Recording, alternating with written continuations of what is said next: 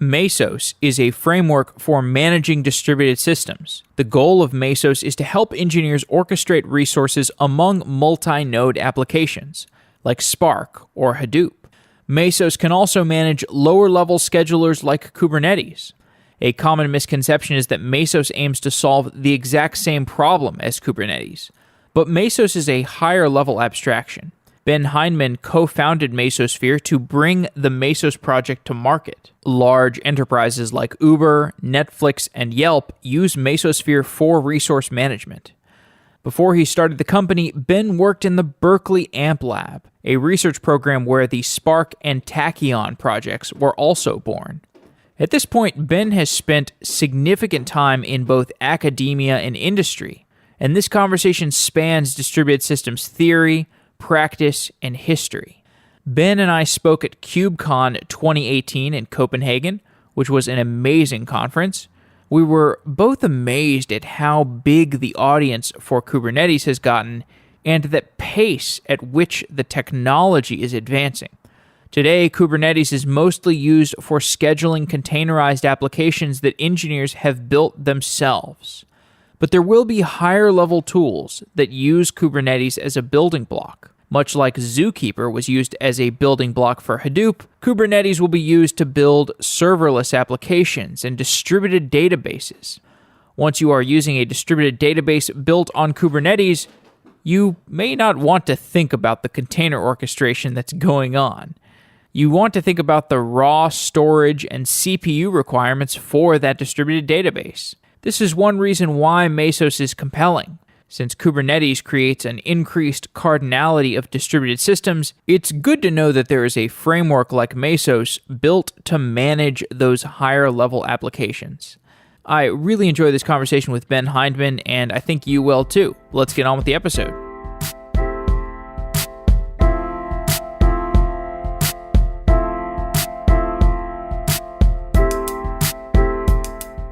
Today's podcast is sponsored by Datadog, a cloud-scale monitoring platform for infrastructure and applications. In Datadog's new container orchestration report, Kubernetes holds a 41% share of Docker environments, a number that's rising fast. As more companies adopt containers and turn to Kubernetes to manage those containers, they need a comprehensive monitoring platform that's built for dynamic, modern infrastructure.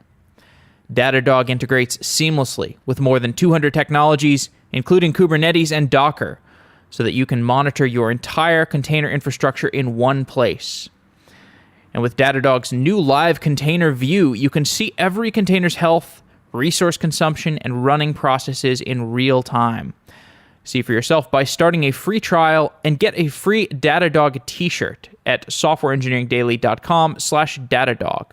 That's softwareengineeringdaily.com/Datadog. Thank you, Datadog.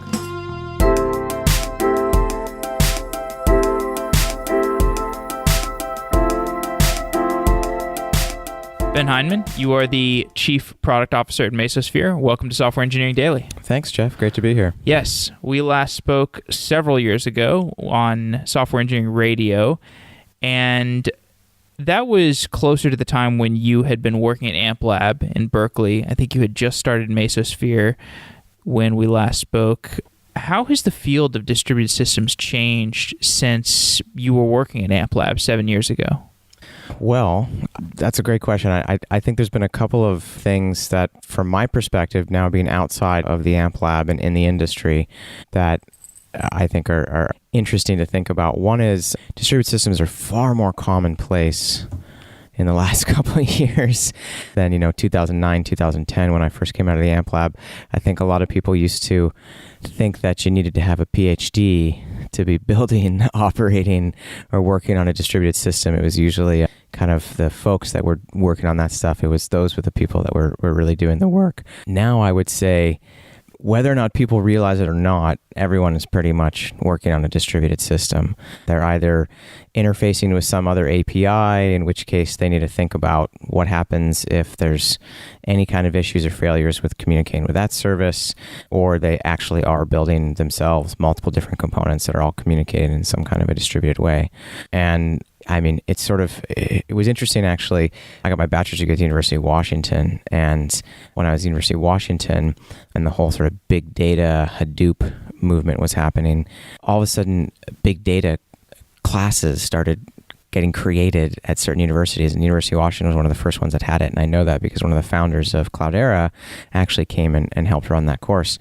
And we always had distributed systems courses, but I started to notice even at Berkeley that there was now distributed systems courses not just being taught at the master's or PhD levels, but even at the undergraduate level. So anyway, I think that's probably one of the biggest shifts that I've seen. Is it's just much more commonplace now. Pretty much everybody is working on or doing a distributed system, and I think that's great because that sort of is the requirement these days when you think about the kind of applications that we want to build.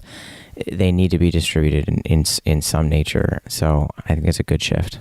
Has there been a complete convergence in the questions that theoretical institutions are asking and the questions that industrial institutions are asking? That's a good question. I don't think entirely.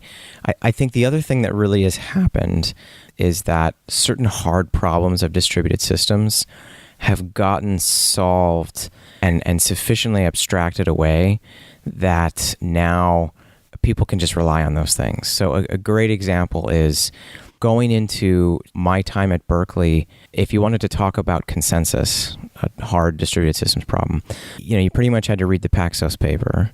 And most people can't get through that thing.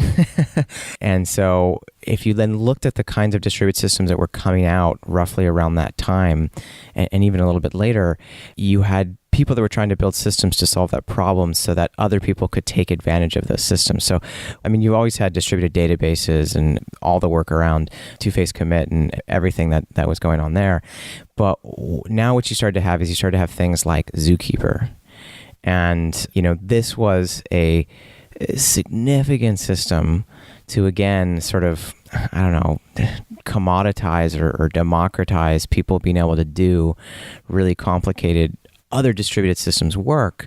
And that was a big shift. Now, what I think is really interesting about that, though, is things like reconfigurable distributed consensus. So, if you think about Paxos, the way in which everyone had initially built Paxos is it was like these 3 nodes or these 5 nodes that they were going to be doing consensus forever, which is just not realistic because eventually one of those machines is going to die, or maybe you want to go from 3 to 5 nodes. And so actual work on reconfigurable Paxos was like in the 2000s. Like even if Paxos was way, way earlier and we'd finally gotten to now building more robust systems like, say, Zookeeper, things like reconfigurable Paxos is not that old, right? So, when you ask your question about sort of what's happening from the academic space and then, versus what the practitioners are doing, there was still a lot of really interesting work that is critical that was still going on. And then the other thing that was really happening was even Zookeeper, while it shared a lot of the same ideas from Paxos, it had its own consensus algorithm. So it was ZAB, if I remember correctly. And Zookeeper Atomic Broadcast. Exactly, yeah. And so then they were doing their own reconfiguration, which came out again, I don't know, I want to guess like 2012, 2013, maybe in 2014, right? So they were answering their own sort of similar questions, which had only recently been answered for Paxos. And then, of course, you had Raft, right? Which was now basically, people taking a step back and being like, all right, hold on a second. Now we've had some time of actually trying to implement Paxos in practice, of coming up with new variants of consensus like ZAB. Is there a better way to think about this, a better way to do it? And so you definitely had a convergence, at least in the industrial side and the academic side of, okay, it's clear that we need these systems to be built so that they can be the foundation for all this other distributed systems work that we're doing. And so you saw that convergence, but I think that just sort of led to now people thinking even harder in the academic space. Can we do this even more efficiently? Is there completely new algorithms we want to do?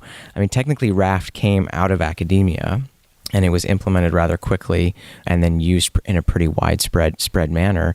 But again, there's still a lot of people that I know that are still trying to think if they can push the boundaries even farther. I mean, I think last year, there's still papers around things like improving Paxos performance with batching and pipelining and a bunch of other things. So I definitely think that, if anything, the fact that we wanted to use all this stuff in the real world has motivated, again, some work in academia, which I think is a great thing. Has it completely converged? They're at least tracking in a much more similar direction than they were 30 years before, which, things like Paxos got created and a few very small people did something around it. And then all of a sudden, age of enlightenment for consensus and distributed systems, everyone's doing stuff around it.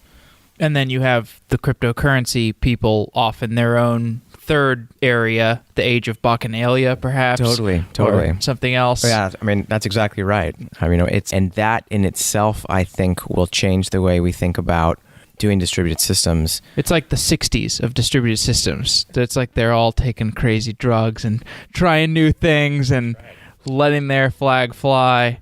But Zookeeper, I think, is analogous to Kubernetes in the sense that it was a primitive that unlocked Kafka and unlocked Storm, I think, and obviously Hadoop. And then you see the bellwether of the same kind of thing happening with Kubernetes. It's obvious that there are going to be some, you need to unlock your iPhone in order to access Kubernetes. Yeah, I guess that's what happens when you one of us said Siri. One of us said Siri. I'm not sure how, but one of us said Siri. So what's going to be built on top of Kubernetes if we think about the analogy to the Zookeeper? Yeah, well, so it's interesting because when you think about Zookeeper, there's etcd, which literally ended up being the Zookeeper for the Kubernetes world, right? And it's kind of like Spark and Hadoop, right? So you had Hadoop, and then you had a Zookeeper in that whole world. And then you sort of had this evolution. Eventually people said, okay, we're not going to do Hadoop MapReduce. We're going to move to Spark. And I think the same thing happened with Zookeeper. People ultimately said, all right, could there be something else? Which I think is pretty typical, that we'll have, some software built and then there'll be another version of software that people will end up consuming. And etcd has been, much more popular than just for etcd and both Zookeeper, as you were mentioning. They have unlocked the Kafkas and all those things, but I think they've also just changed the way a lot of organizations have thought about even things like doing service discovery and how they want to do, there's been a lot of other really, really interesting applications of it. What's going to be the next stuff on top of Kubernetes? It's interesting. Here we're at KubeCon right now. I hope that's okay to mention.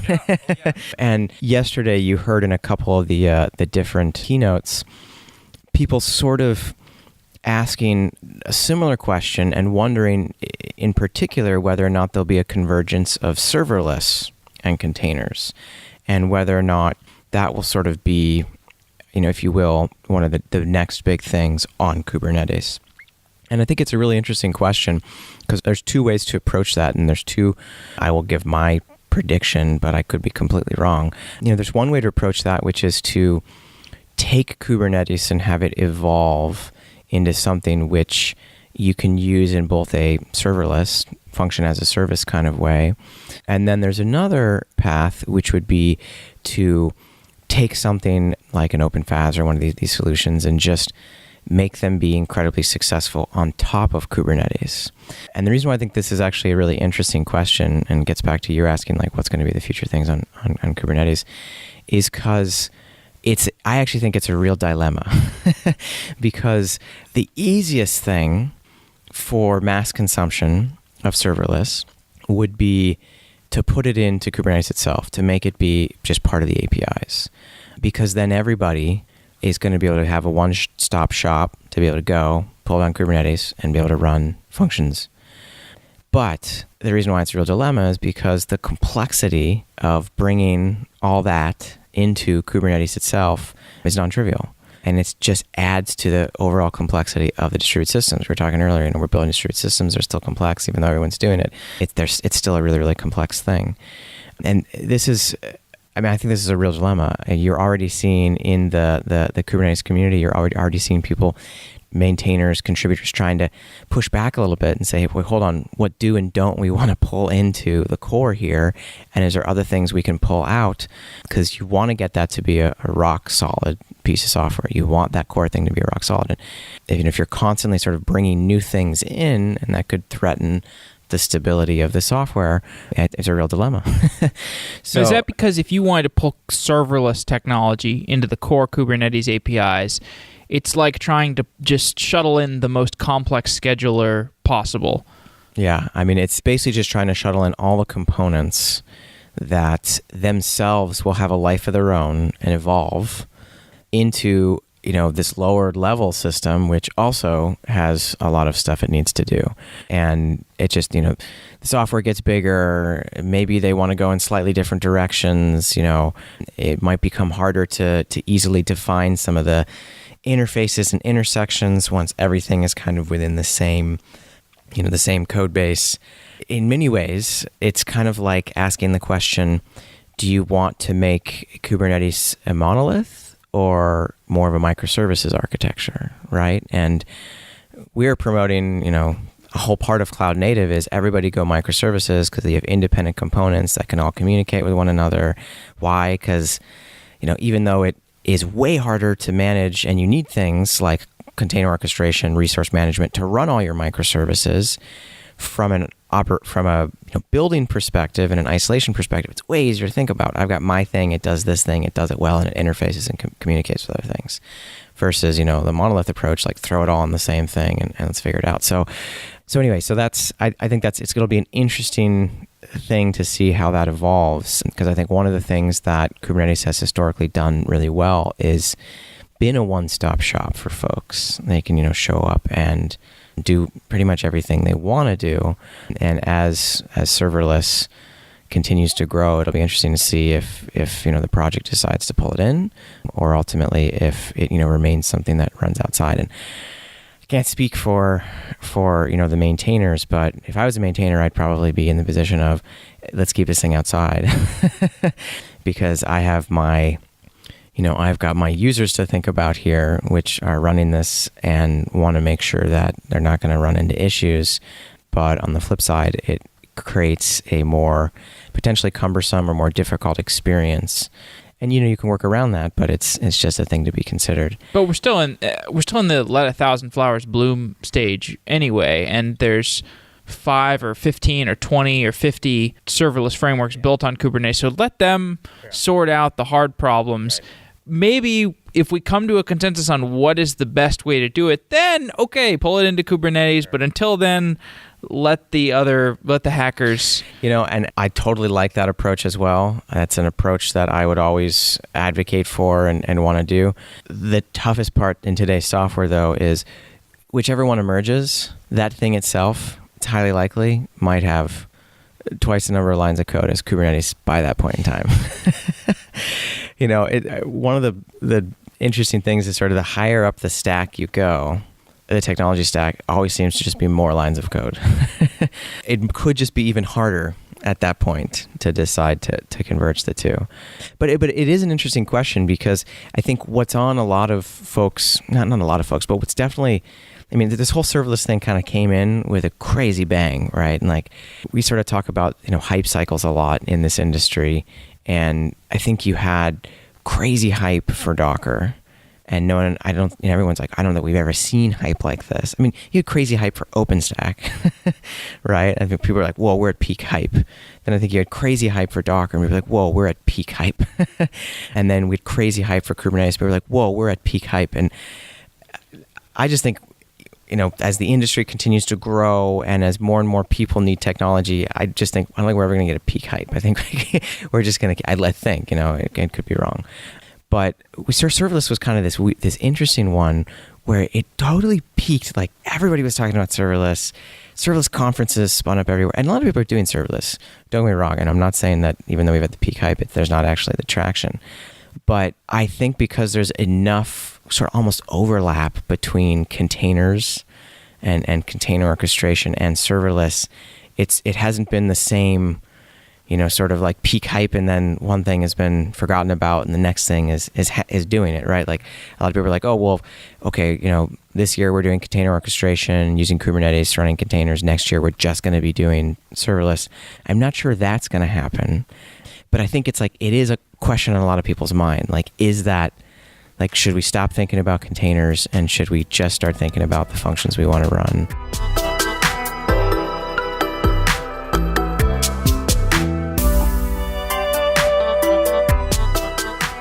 The Casper mattress was designed by an in-house team of engineers that spent thousands of hours developing the mattress. And as a software engineer, you know what kind of development and dedication it takes to build a great product. The result is an exceptional product when you put in the amount of work and effort that went into the Casper mattress. You get something that you'd use and recommend to your friends. And you deserve an exceptional night's rest yourself so that you can continue building great software. Casper combines supportive memory foams for a sleep surface that's got just the right sink and just the right bounce. Plus, its breathable design sleeps cool to help you regulate your temperature through the night. Stay cool, people. Stay cool. And buying a Casper mattress is completely risk-free. Casper offers free delivery and free returns with a 100-night home trial. If you don't love it, they'll pick it up and give you a full refund. Like many of the software services that we have covered on Software Engineering Daily, they are great with refunds. Casper understands the importance of truly sleeping on a mattress before you commit, especially considering that you're going to spend a third of your life on that mattress. Amazon and Google reviews consistently rank Casper as a favorite mattress, so try it out. Get a good night's rest and upvote it yourself today. As a special offer to Software Engineering Daily listeners, get $50 towards select mattress purchases by visiting casper.com/SEDaily and using the code SEDaily at checkout. You'll get the select mattress purchases if you go to casper.com/SEDaily and enter the code SEDaily at checkout. Thank you, Casper.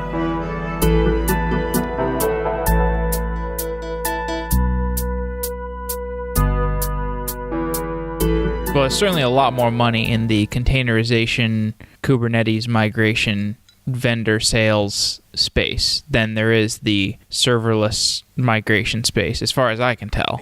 I think there definitely is, yeah. I mean, you have your big cloud players who have serverless offerings, but that's it. I mean, you've got...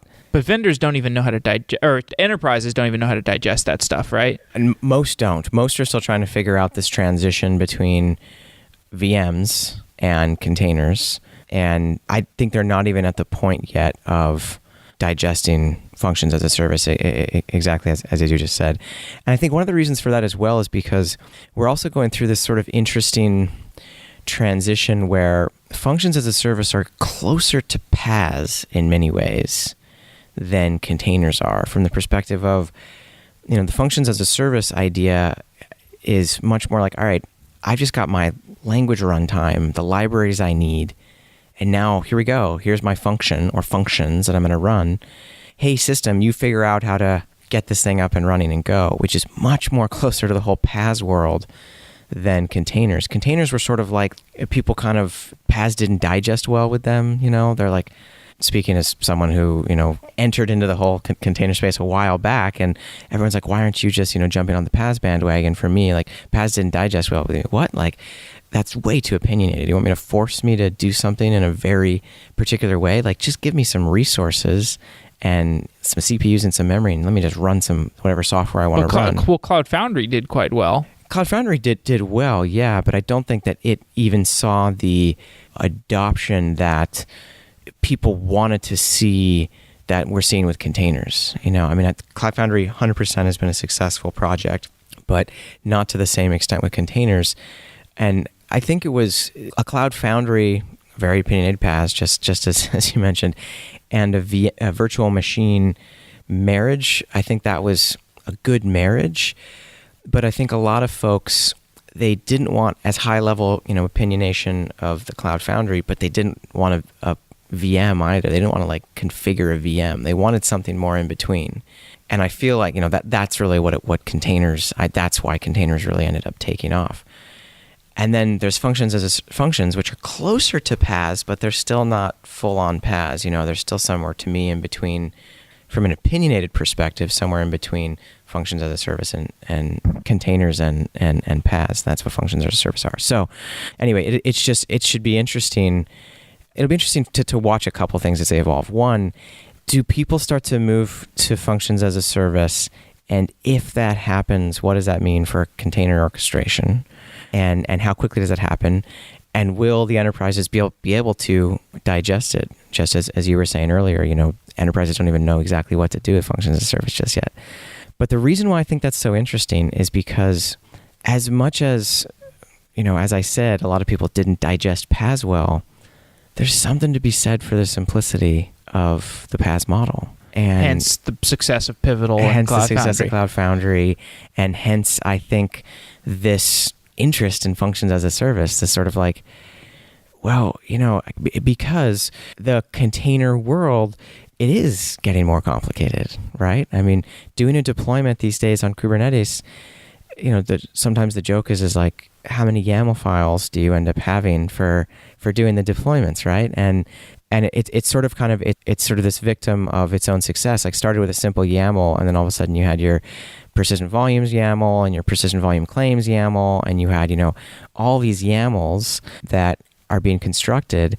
And while that's fine for the low-level hacker community and the folks that are willing to really engage and invest, for a lot of enterprises out there, it's like, whoa, wait, hold on a second. What just happened to me being able to be in my Git repo and type git push and the system building, whether it's Heroku or, any of the PaaSes, getting my build pack going and pushing it up to the cloud and just getting it running. Like, that's all I want at the end of the day, right?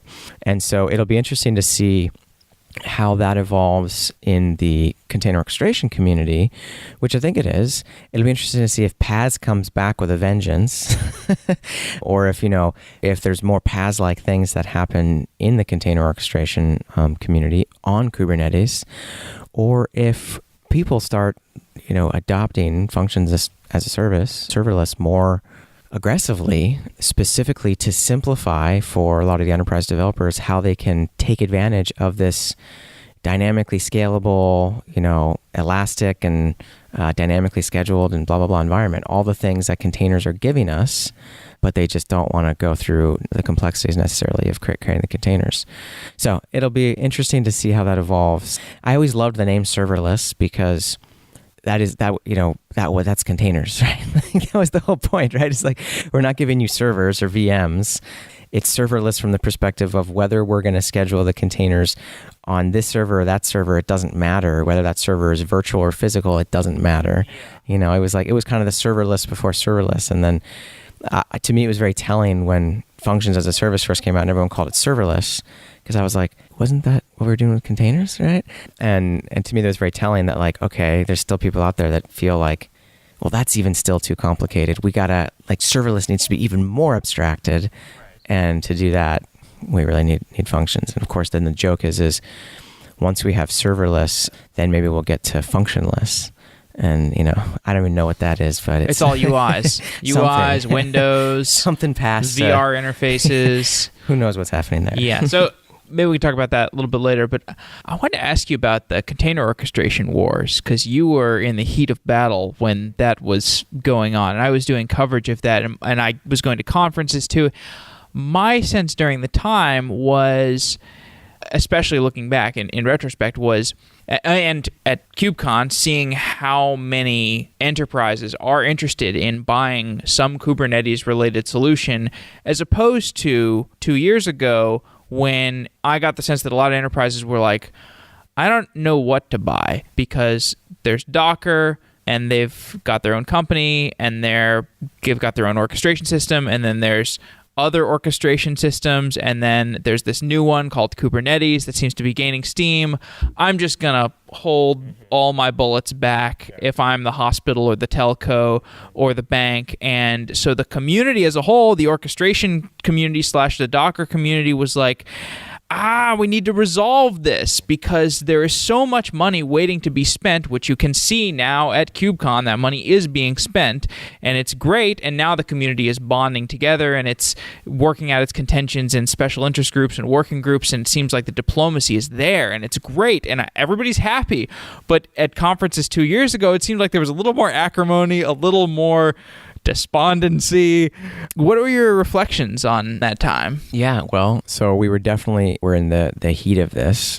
We founded Mesosphere around Apache Mesos, which is not a container orchestrator, That's right. but it is a system upon which it's very easy to build container orchestrators. So, we had one at Mesosphere called Marathon, and, a bunch of different organizations had their own. Netflix, in fact, just a week or two ago, maybe 3, maybe more, a couple weeks ago, I'm not sure, they just open sourced their container orchestrator that they have on top of Mesos that they've been running for years, and they run, millions of containers on, and there's been a bunch of other ones as well. So, when Mesos was first designed, it's interesting, it's kind of bringing this whole thing full circle from our original conversation.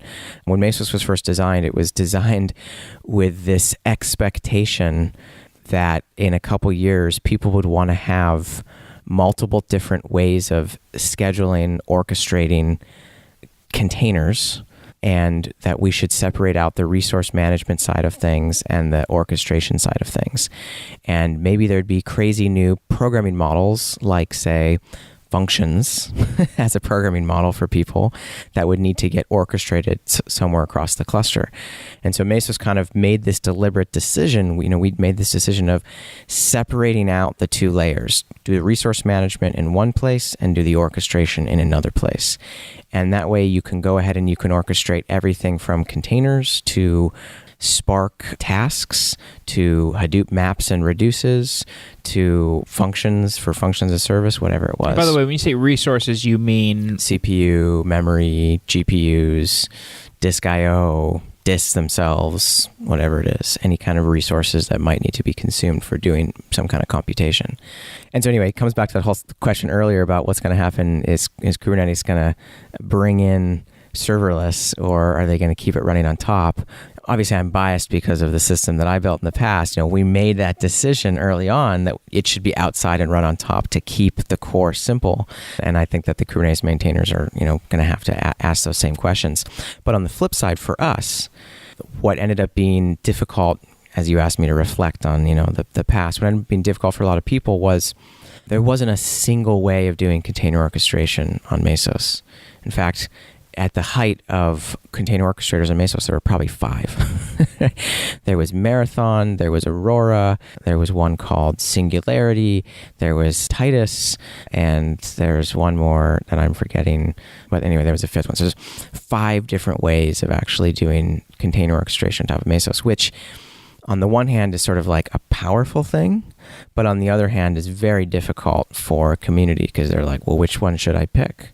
In retrospect, that was sort of architecturally, I think it was a great thing, and sort of for everybody else, it wasn't a great thing. Whereas Kubernetes they're like, okay, we're just going to have one way of doing container orchestration. That's it, And I think that was a strong thing for helping people to be like, okay, well, there's at least just this one way we can actually do it. Now, for us, and it's the Google way, which is definitely lends a hand, as we all know. They have has some sample size. They've got exactly, that's right. And they have, well, it's actually interesting when you say the Google way, because I think we should clarify, it's not what Google runs, right? And, the interesting part about that is when I was at Berkeley, we'd actually spent some time having great, discussions and debates through the Berkeley Google sort of research relationship about what was the best way of doing scheduling, container orchestration. And their initial system, which was Borg, they ended up publishing a paper later around their other system called Omega. And the Omega model is actually much more similar to the Mesos model, of like, hey, let's actually see if we can separate these two things out. The resource. That's the two-layer scheduler or the dual scheduler or whatever they called it. Exactly. So, we first did with Mesos was exactly that. We did two-level scheduling. That was this whole thing of like the resource management is one layer, and then the schedulers, the orchestrators, if you will, for all the different kinds of apps on top are the other ones. And that's then what Omega did as well. So even at Google, I think they were recognizing that they needed to rethink this sort of monolithic style that they'd had for Borg and figure out how they might want to improve that. And that was the Omega work that they actually did. And to the best of my knowledge, what ended up happening is that Omega work ended up getting pulled into Borg. They took some of the best ideas from that and basically then made some tweaks and changes to Borg to reflect that work that they'd done in Omega. But regardless, Kubernetes definitely has strong backing from Google, and I think that goes a long way in our communities, most definitely. So, kind of fast forward to today, one of the benefits for us at Mesosphere continuing to use Mesos for the work that we're doing is because of this two-level model, we can bring really complicated distributed systems into the system. So that's what we did, right? We embraced Kubernetes to allow you to run it on top of the platform, just like you can run a bunch of these other complicated systems, Spark, Cassandra, Kafka, Elastic, yada, yada. And so we always, Mesos has always been this lower level substrate for us. And so, the container wars, I think it was this tough thing because when everyone's like, oh, the container wars, everyone was really pitting Mesos against Kubernetes, against, Docker Swarm. I see. And it wasn't exactly the right comparison, right? Mesos had the name because when we talked about it at Twitter and when we talked about, when these other big companies that are still huge users of Mesos, whenever they talked about it as Mesos, but really the way they were doing container orchestration was their own thing that they built on top of Mesos. And so that's where you ended up having these things really getting pitted against each other. From our perspective, we were like, well, this is a low-level thing, and the real container orchestration that's happening is on our system on top called Marathon. And if people don't want to use Marathon, they want to use Kubernetes instead, great, that's totally fine. So we brought Kubernetes into the system so you can use it as well. And that's great because we end up, that decoupling actually lets us do some really powerful thing with Kubernetes, like run multiple instances of Kubernetes at the same time on the platform, which people are like, well, why would you want to do that? And I'm like, well, you might want to run a dev instance and a prod instance. Well, why would you want to do that? Well, you might want to run the latest bleeding edge of the code base in your dev cluster, so you can be testing bleeding edge of the Kubernetes code base in your dev cluster, exactly. And in prod, you might want to run back a few versions. So if you run into issues in your dev cluster, that you could, like the Monzo presentation yesterday. I don't know if you saw that. I didn't see that one, but yeah. Well, there was they updated Kubernetes and it changed. If you have no instances of a service running, it used to be empty JSON, and then it got changed to null object, or whatever what's the JavaScript null thing. And then they got an NPE because of it, because they had updated Kubernetes aggressively, and they hadn't changed their services, so they're like, it's not going to have a problem, but this illustrates the value of exactly what you're saying. That's exactly right, yeah. And so, again, as projects, Kubernetes has been a fast-moving project. I think it'll probably slow a little bit because stuff like this will cause issues at Monzo and even bigger places as well. And that it'll force the project to slow down and operate a little bit differently because they'll have to. Because if they continue to have this kind of volatility, ultimately people will be like, hey, we can't reliably run this stuff. Anyway, so yeah, and so it's not just that you might want to have two of these clusters. Some organizations might want to even provide something like Kubernetes as a service to their internal teams. And if they go to the public cloud, they could pretty easily do that these days. You can go to any of the public clouds and you can Kubernetes cluster for every single one of your teams. So that's really, really easy. But if you're on-prem, that's not as easy, right? How are you going to do that? Well, you could spin up a Kubernetes cluster manually, for each of these teams, use Puppet, Chef, Ansible, but then you're sort of in, the day zero operations of that Kubernetes cluster, and that's it. Everything else you're really managing. You could run OpenStack and then run, bringing up these Kubernetes clients on OpenStack. But then you've adopted containers to get away from virtualization, and you're back in this world of running virtualization. And so that ends up being one of the other things that we're excited about running Kubernetes for us on DCOS is this is Kubernetes in containers, so it's no virtualization. And so it's actually nested containers because the Kubernetes clusters themselves are running containers. So we've had to do a bunch of really interesting work around nested containerization, which has been fun. But any performance penalties for that? Not performance penalties, no. It is interesting though. There's only a few places left in code these days where you can have constants, and that's the Linux kernel, right? Like most of the code we need to write these days, we can't be like, 32. Let's not have more than 32. But I'm pretty sure you can't have more than 32. I can't remember the exact number, but you can't have more than some power of 2 nested containers in Linux, and I think it's 32. So I don't know who needs 32 nested containers, but I love that at some point, in our stacks, as you get lower and lower, eventually there's just limits, right? Everywhere else we just try to make it like, we'll build the software so you can have an infinite number of these things, but at some point that would be too much memory to store in the Linux kernel, so they say no, 32. Why 32? Because I can fit that in a couple. Well, those guys are limiting the block size on Bitcoin. This is the same Linux people. That's right. Well, there's got to be constants and limits someplace. Yeah. So this on-prem market, is that where you're finding the most success in terms of Mesos customer base? Yeah, for us, it's DCOS is the product at Mesosphere, also open source project, and on-prem is a huge, huge market for us, most definitely. And again, we're working with some folks that are just interested in running, just Kubernetes, but they want a way of running that where they can run multiple versions of it, where they can easily do upgrades of it. That's again because the way we run Kubernetes on top, the day 2 operations of it is all part of the Kubernetes experience. The Kubernetes as a service experience on top of DCOS. So we have software that's managing the upgrade of Kubernetes itself, which can be a painful process. It has many stateful components. There's a lot of work that actually has to be thought through when you're actually doing that. So, it's a really interesting thing. And getting back to your earlier question, container wars, yeah, sure. And, everyone, having now a container orchestrator that we can all work with our customers on, that's a great thing. And it's wonderful to be able to bring Kubernetes via our platform to customers as well. And it'll also be interesting for us to bring this full circle as well, to see what happens in the industry when it comes to, especially in the enterprise, when it comes to the serverless stuff. Because we do have more people starting to ask for it. And it will be interesting if, we find ourselves bringing functions as a service to our platform, just like we brought Kubernetes as a service to our platform, and sort of what the spread will ultimately be between those two.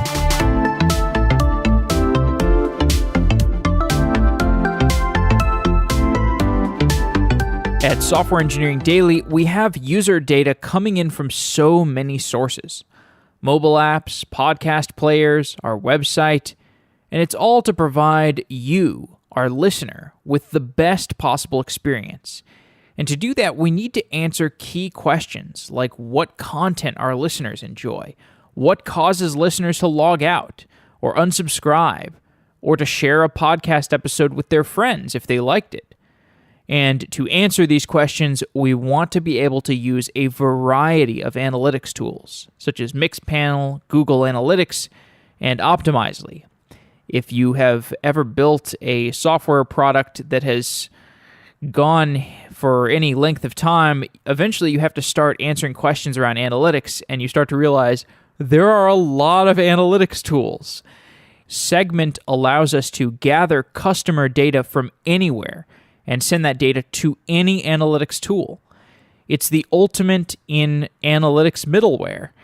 Segment is the customer data infrastructure that has saved us from writing duplicate code across all of the different platforms that we want to analyze.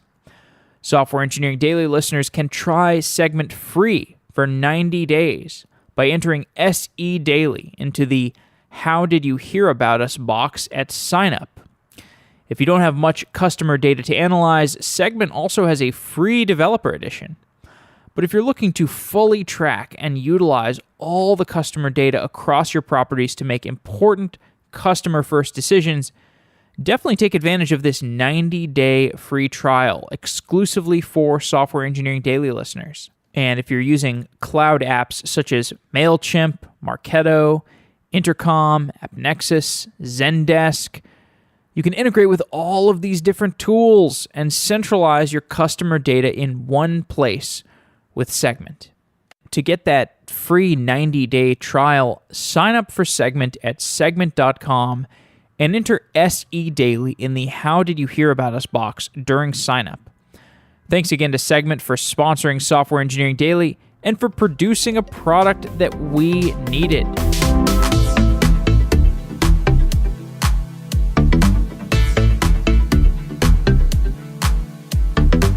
To push us pretty far into the future, I had a bunch of questions about storage, but I'm going to skip those right now. This IoT stuff that's coming, I've been trying to cover this as best as I can, but you can't really cover it because it's not a reality yet. But the world where you have a drone flying around outside and a self-driving car going down the street outside your window, and smart street lights, smart mailboxes, smart refrigerators, all of this smart infrastructure that has a lot of idle CPU time and unused resources. This seems like a great place to schedule various tasks onto, right? Yeah. You've got some job you want to run essentially on your phone, like something that would be very complicated, and today you would have to call it and it would go get run on a data center somewhere. You can imagine it getting distributed among the drone and the self-driving car and the refrigerator and the stove and all these different computers you have lying around not doing anything. And I'm just wondering if you have any vision for what that's going to look like, or what kinds of, because that seems like the kind of thing that serverless is well suited to. You're like, okay, I have this thing I want to get done, go schedule it, find some resources, and because that's what serverless does, is just abstracts away all the complex scheduling work. Yeah, I mean, so I think we'll probably have a couple more steps in the IoT world before we get to that one.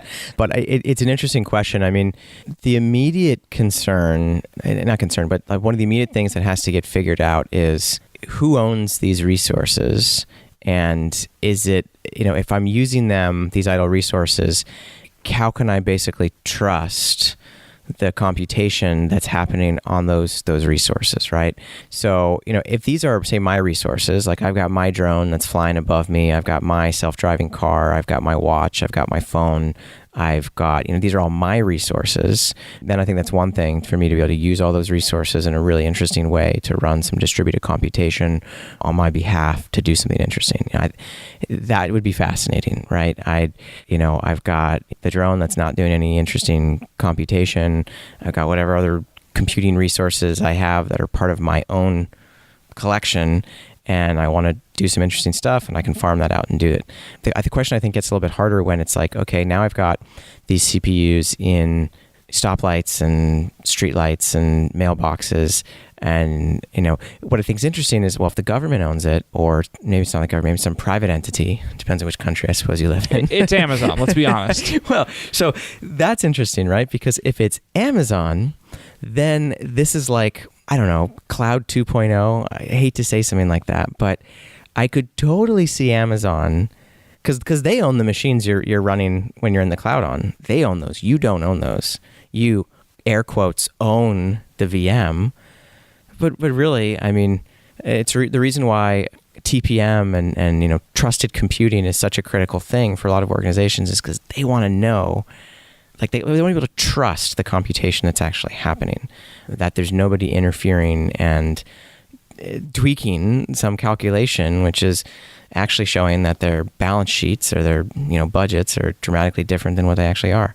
So that'll be a problem that has to get solved when we move into that world. But what I think is interesting about it is, I think the first phase will be edge computing, which is the idea that you have machines in your mailboxes and by mailboxes, I'm thinking of like the blue, in the States, public mailboxes that you drop stuff in, as well as in your parking meters as well as in your street lights. I think that will be phase one. And we're already starting to see that, this notion of the edge cloud, if you will, or just edge nodes becoming a much bigger thing. One of the organizations that we work with, Royal Caribbean, their edge data center is in a cruise ship, which is the coolest thing to think about ever, right? A cruise ship has a data center in it to do processing. Why? Because they want to be able to do interesting things on their cruise ships. And that's great because not only is it an edge data center, but it's an edge data center that moves, right? So it's much more like the self-driving car or the drone or anything else versus, say, like an edge data center at an airport where when, an Airbus A380 lands, the double-decker big plane, it's got terabytes worth of sensor data that it wants to do some interesting processing with. That data center is probably not moving. The plane's landing, you plug in the gas, you plug in the fiber, and then you do some processing in the probably literally a shipping container that's been placed on the tarmac. Who knows? Maybe we'll even be putting racks in A380s at some point, so you can even do the processing on the machine, and then it'll even be even more edge. It will be a moving data center, moving edge data. But I think that will be the first phase, is we'll do a lot of this really interesting computation, more and more interesting computation on the edge. And I think one of the especially thing that's interesting that is we've got a couple of pieces of software that's going to, not software, hardware that's going to make that be even easier. Things like GPUs, things like FPGAs, and you're going to see even more hardware that's going to make it easier for people to do really sophisticated computing at the edge. Whereas like maybe in the past, they would have been like, well, the reason why I have to go to either my data center or my cloud is because I need this much computing resources.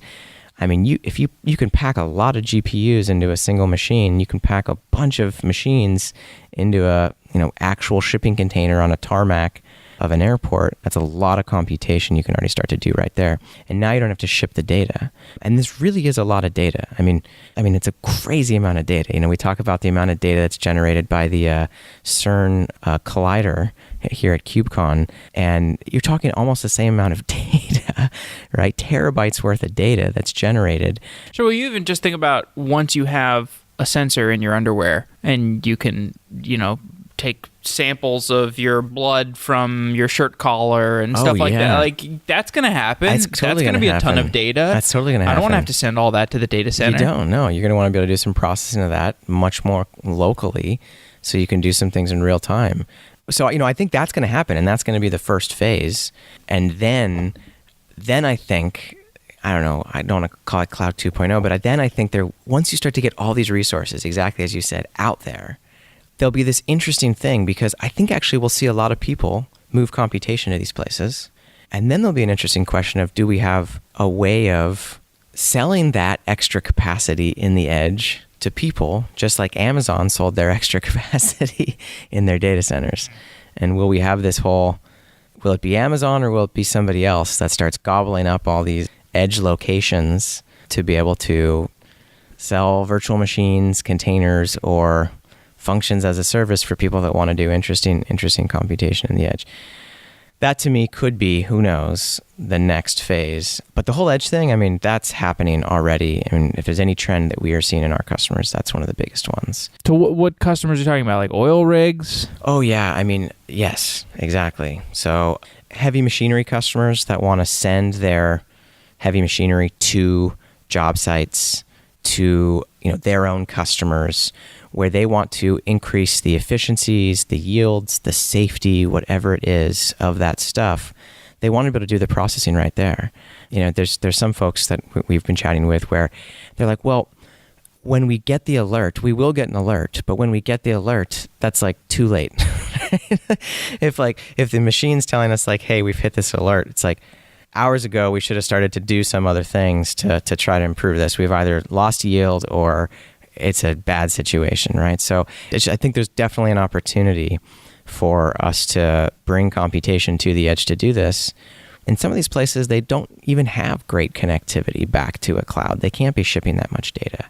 Even self-driving cars and connected cars these days, they're on LTE and they're, pushing some data up on LTE, and they can send quite a bit of data, but not nearly as much data as they're actually collecting from their sensors.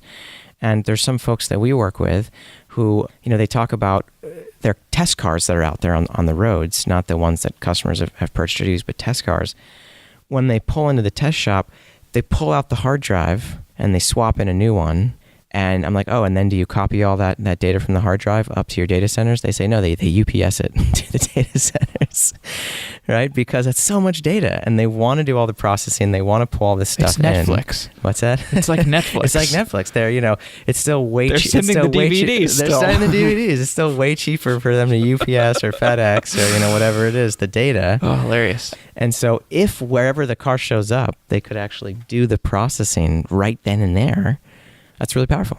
They could do the processing faster, and especially in this whole world of AI and ML, some of the most important parts of the processing is training the models with that data.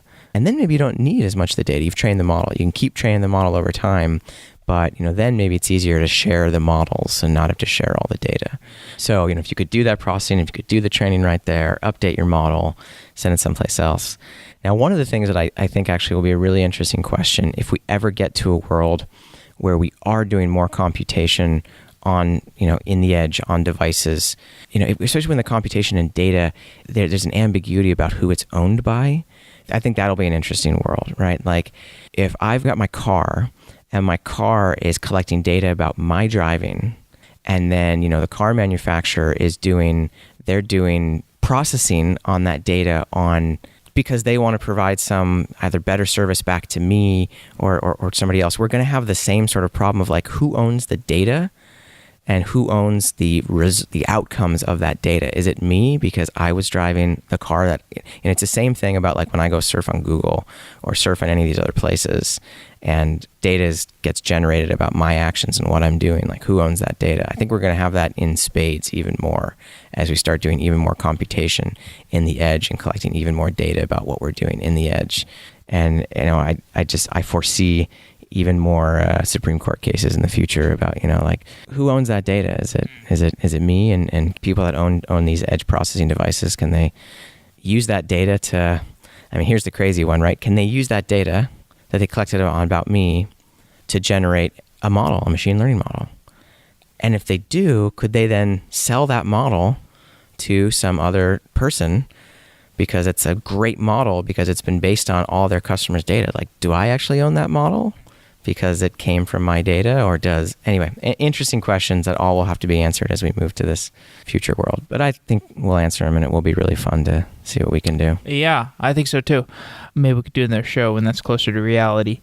So I know we're running up against time, but I wanted to talk a little bit about storage, just because I saw you at the storage working group yesterday. And so the question of storage, if I understand correctly, is people think of containers as a place to run their stateless applications for the most part. That's not to say that there's no state on a Kubernetes cluster. You obviously have state. You have mostly in etcd, as far as I know. Well, that's like the state of the Kubernetes clusters maintained in etcd at least. But as far as having stateful, long-running applications, I think people are not using Kubernetes, for example, to host their own databases as much as they are using Kubernetes for applications that are interfacing with a database that's in Amazon, like RDS, or interfacing with S3 or something. And there is a lot of desire to get database and database-like solutions, object storage, etc., file storage, block storage, on a Kubernetes cluster so that building blocks can be built in a Kubernetes cluster agnostic of a certain cloud provider. Am I understanding the motivation for working for the storage? So yes, I think a lot of people talk about containers, container orchestration, and Kubernetes as being the thing that can start to give people cloud portability. But how can you really get cloud portability if you're still tied in and locked into the storage APIs on whichever respective cloud you're using? So if you're using S3 and you're putting your data there, that's where you're at, right? I mean, as much as you might be running your containers via Kubernetes, you're not moving to another cloud unless you're willing to deal with the latency overhead of talking to S3 from the other cloud, or you're willing to copy the data or move the data. And it's an interesting thing too, because there's the API lock-in, which is not as much of an issue with S3 because S3 has become much more of a de facto API. But with some of the other storage services, the as a service products that you see on the cloud, there definitely is the API lock-in issue. But there's even more of just like a data gravity and a data mass problem, which is like the data's there. You either got to copy it or you gotta move it. So for the first one, for sort of the API problem, I think being able to just pick your own API and your own service that you're going to run on a container orchestrator or some system that gives you the flexibility of being able to move between clouds is a huge desire, just exactly as you said. But again, you still have the data gravity thing that you got to think about. So it'll be interesting to see how that evolves. Now, I love the clouds, and everything that they've done. But what should be interesting is to see how they really feel about the fact that, people would want to get portability from these services. Because it's definitely not in their best interest from a business model perspective to want to help that in the open source community. So the reason why I'm saying that is I think one of the reasons why storage has also not been as much of a focus in a lot of the container orchestration environments is because who's really incentivized or aligned to make a bunch of that actually work?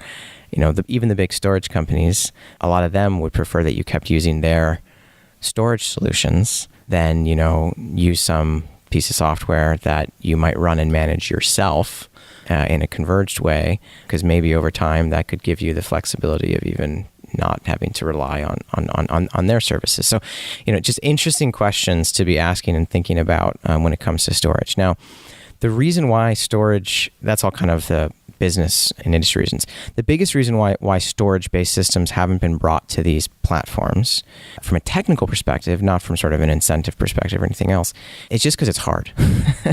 And it's hard because, with a stateless container, when it dies, I can reschedule it someplace else. It's not a big deal. Most likely with a stateless container, I'm running many instances of it. So if any one single one dies, I could reroute traffic to somebody else. So there's a lot more flexibility that you actually have. With stateful, I probably have to solve am I using local storage or am I using some external storage problem first.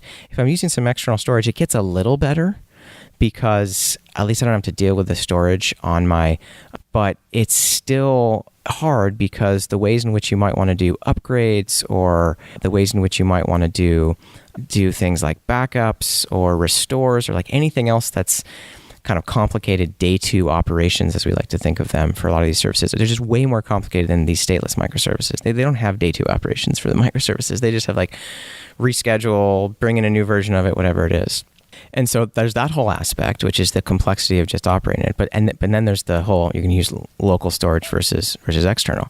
And if you choose to use local, basically what you're doing is you're taking a system which was designed to, you've heard the phrase, cattle not pets, right? Which was designed to treat all the machines as cattle, and you're effectively making some of the machines pets.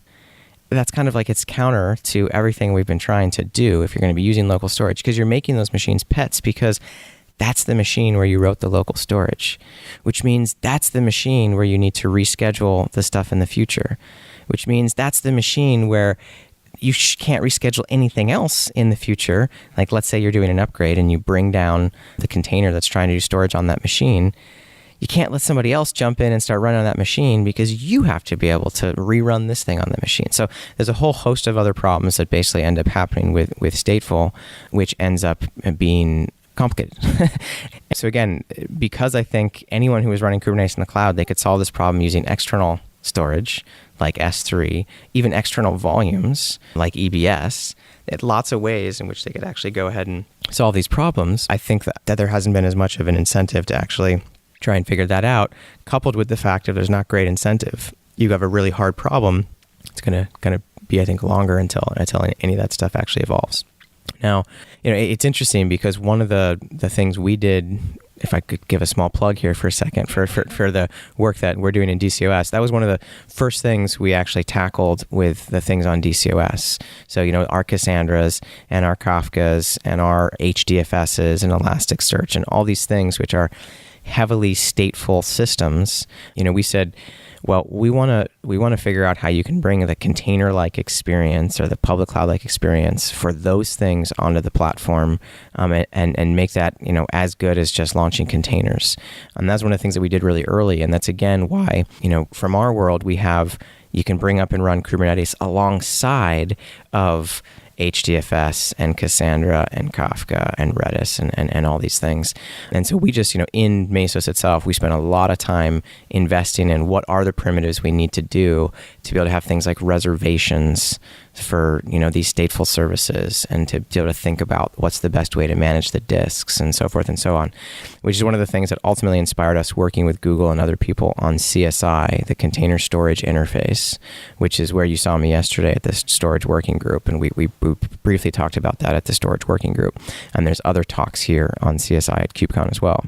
And so, so that focus, that was us thinking about how we'd want to do that, and then figuring out if there's things we want to contribute back to the open source community when it comes to storage and what we're trying to do.